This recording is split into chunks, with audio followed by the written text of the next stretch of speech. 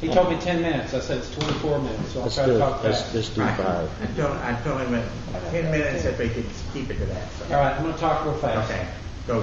I want to talk about the website idea and why I feel like a standalone website is infinitely better and a lot more effective than just a page or two added to the Chamber's website. This incidentally is available, by the way. It's just one that there's probably a dozen of. It's really, if y'all have ever done any research, it's hard to find one that's not used. The platform I'm going to recommend is called WordPress. A lot of you are familiar with WordPress, so you may not be. And I'm going to read all of this. It started out as a blogging platform or a way to have a website. And it came to the forefront 2003, 2004. Now it's used by millions and millions, tens of millions of websites as a main content management tool but for regular websites, not just blogging and newspapers. I'm going to skip ahead because I know it's really getting late. These are just some of the talking points that I'm going to cover. Why I feel like WordPress is the right platform as opposed to a standard website. I'll just cover each one. Customization is one of the big highlights of WordPress. It's infinitely customizable. You can make a WordPress site look like anything. It's used by universities, companies to sell products. It can be e-commerce site. Virtually every newspaper in the world now today is using WordPress. The Salem News, Raleigh Daily News, the St. Louis Post Dispatch, the Glasgow Weekly. Everybody's using WordPress because it's so customizable, and you can maintain it yourself instead of as opposed to having one guru that you have to go to update it all the time. A little self-serving here. Couldn't find a better picture of me. Anyway, if I can do it, anybody can do it. I can literally, and Donald could back me up, of course he had to go, and literally sit down with a group of, 5, 6 people, whoever, and in 30 minutes show you how to update stuff to the website. And that's one of the great things about WordPress is that you can have multiple administrators. This is a screenshot from my website. I got a total right now of 12 administrators, or people who can go into my website with a username and password and upload stuff. They can write articles, they can post things. They're not all active authors on it, but and there's 5 different levels of access. So you can give different people different levels of control.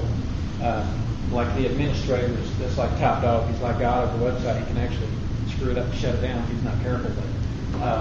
But you can have different people adding content to the website all the time, as opposed to if you got a standard site or an added page on a website, you're going to be constantly bombarding that person with, I want to add a photo, I want to add this article, I want to add this, I want to add that. This is easily done. Something we talked about in the beginning, public comments. Somebody said, I think it was you, Jerry, wouldn't it be great if people could give us some feedback on a website or a web page? Well, this is inherent within a WordPress website package because it was built for bloggers and for people to write and people to respond to them. So it's inherent. It's not even a plug-in or an add-on. You could literally, just a couple of examples, people commenting, giving you feedback about, hey, this was a great event, it's fantastic, I really like that you did this or that. Another thing would be, maybe people looking at future events that you're talking about on the website and going, hey, that's great, but I think it'd be great if you did this, and they can offer solutions, offer suggestions. So that's another advantage of WordPress because, you get a lot of interactivity that way. Polls and forums, I'll just touch on this real quick. It can be something fun, polls, just like who had the best costume at the ball. But you can also use polls to get information about future events because you don't know if people will be interested in coming to this or doing, you can kind of get some feedback from the public that way. Same thing with forums. Now that's kind of like a little gathering place for website visitors. You can literally have a forum for every event throughout the year, and people can go in there and talk about. It's just another way to get a buzz going and get people talking. And one last thing on this, it's a great way to use a network of people. Like we talked about a couple of months ago, we had we were talking about who do we know as a Civil War reenactor. Who can we find to do that?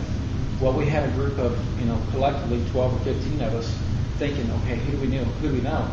If you talk about that in a forum, about an event that's a couple of weeks away on a website, then guess what? You got that collective of 300 or 400 people, however many, seeing that, and you're posting a question, does anybody know somebody who does this? Because it'd be great to have them at this event.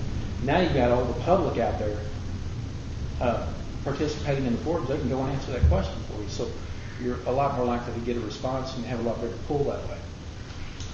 Photo galleries, again, something very simple to do. A snapshot off my website.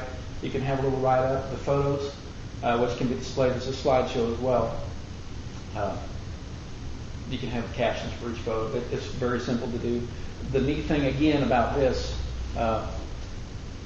is multiple people can upload the same thing. Let's say that we have an event that just occurred, and you got 3 or 4 different people taking pictures. Sharon's taking some pictures. Pat's taking some pictures.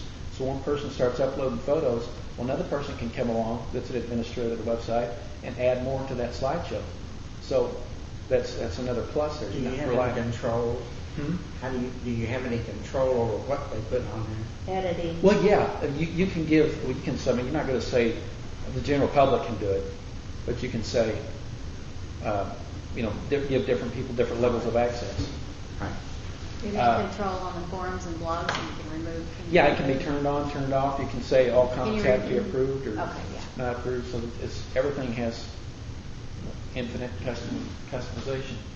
You can literally have a photo gallery for every event.